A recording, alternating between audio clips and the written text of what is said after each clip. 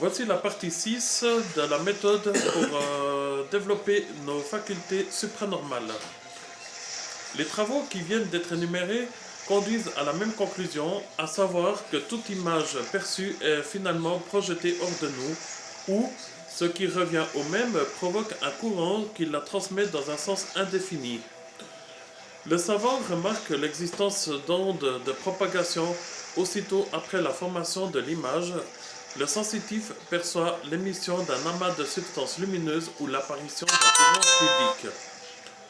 L'observateur constate que, dans certaines circonstances, il s'établit une corrélation entre le créateur d'une forme pensée et une personne étrangère, plus ou moins lointaine.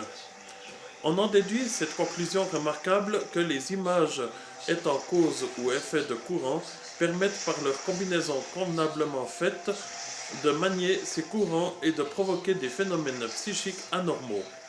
En réalité, le cerveau fonctionne comme un appareil de télégraphie sans fil, tantôt comme émetteur, tantôt comme récepteur.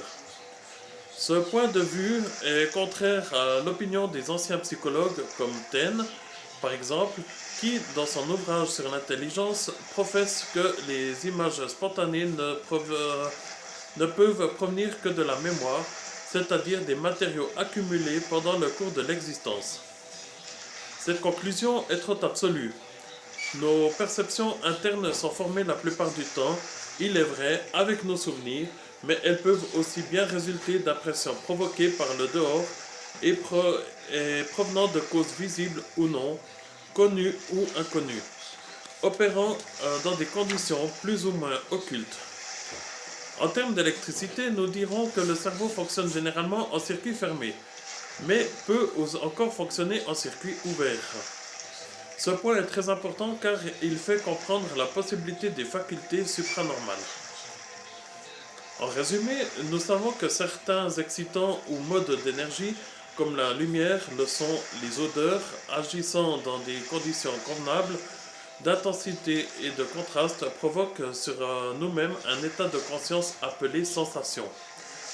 Cette sensation, une fois perçue, ne s'efface jamais entièrement.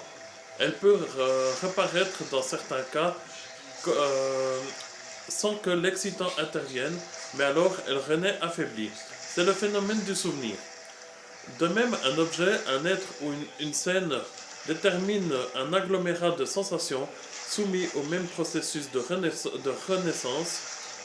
La réapparition de l'agglomérat constitue précisément une image. La totalité de nos sensations se fixe donc en nous-mêmes et constitue ainsi une sorte de magasin qu'on appelle le subconscient.